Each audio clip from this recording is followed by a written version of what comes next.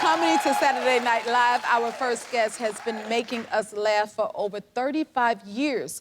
Please welcome the very funny Kevin Nealon. We just met. This is our first time meeting. We have never met before. I've seen you, of course. I've always been a fan. And I've always been a fan. No. Yes, sir. Really? Yes, sir. Thank you for being here. Thank you for having me. Oh, my goodness. I got to tell you something. I grew up watching you.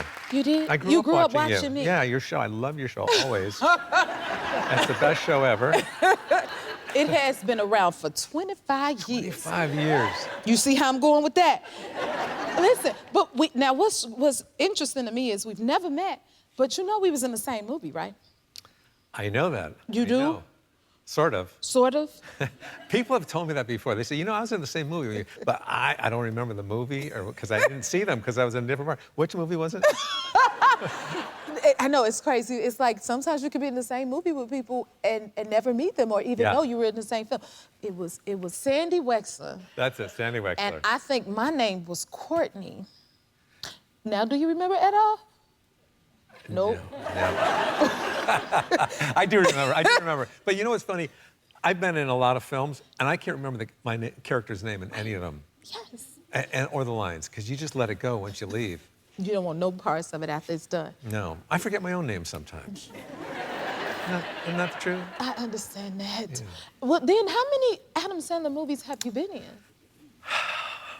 Let's see, 1, 2, 3, 4. Oh, he count. One.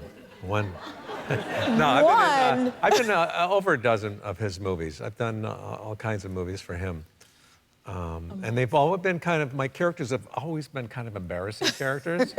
You know, like in Little Nicky. Have you seen Little Nicky?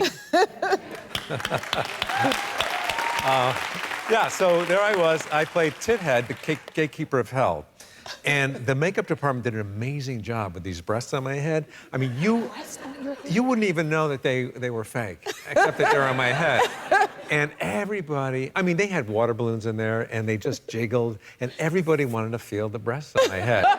I mean, all day long, people wanting to come up to me, and they'd talk to me about it, and a lot of times I have to say, excuse me, but my eyes are down here. My eyes are down here. Get 'em.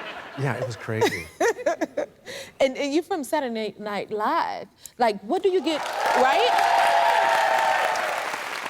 But what do you get recognized most for? I get recognized, it's interesting, people recognize me, this is where I am at my career, but they're not sure where they know me from. Okay. And they want to guess. And they're always like low-level jobs. It's like, wait a minute, don't tell me. Where do I know you from? Do you collect shopping carts at Costco? Is that where I know you from? Wait a minute. Were you that sign spinner over in La Brea and Fairfax? No, I'm not. No, I'm never Jennifer Hudson. No. Ever. I always look like her. I may be her right. cousin, or I may have went to school with her. And I'll say, you know what? And now, before people say, you look like, I'll be like, I know, Jennifer Hudson, right? And then they'd be like, yeah. And I'm like, people tell me that all the time. What's that, Jennifer Hudson? No, that's not me either. You know, no, she seems to be a nice girl, though. You have some amazing stories in your book. Like, tell me about meeting Prince, because he's one of my favorites, too. Prince, y'all, do you see this? Yeah.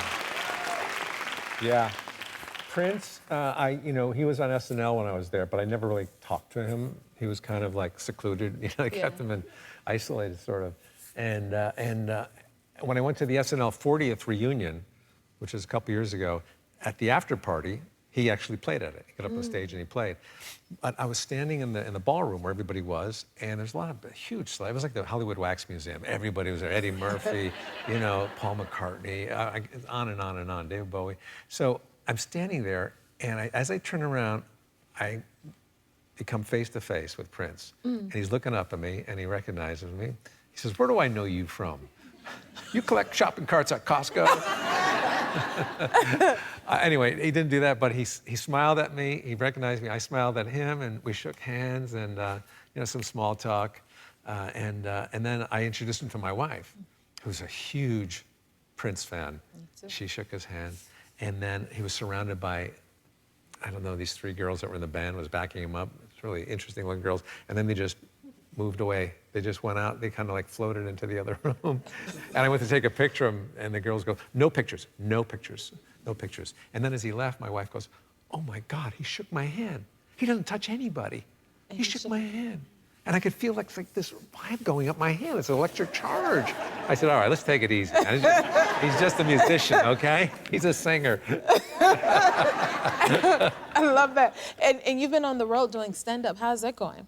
It's going great. I mean, I've always been a stand-up comedian, and it's going, I love doing it. It's, I think the traveling probably is the most difficult. You know, Yeah. I know when I go through the airports now, the TSA knows me. Hey, back again, Mr. Nealon. Ah, good to see you.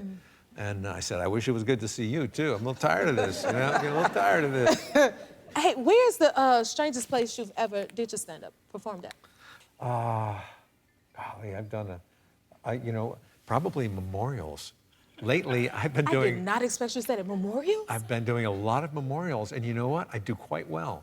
I do quite well. I do. It's interesting because when you're doing a memorial, and a lot of these people are my good friends, so I know them, I'm able to extrapolate from their lives and dig for that comedy gold.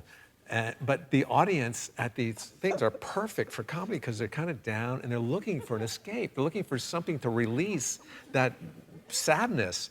And I'm telling you, if I could get that kind of... This audience is bad for me because they're not sad. They're not sad at all.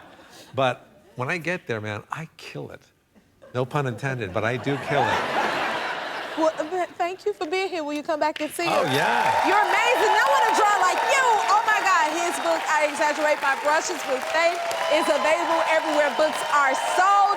And head to kevinnealon.com to find out more about his upcoming tour dates. We'll be right back. If you like this video, smash that like button and subscribe to the Jennifer Hudson Show YouTube channel. Check your local listings or visit jenniferhudsonshow.com to see when you can watch full episodes in your area. And don't forget to sign up for the newsletter.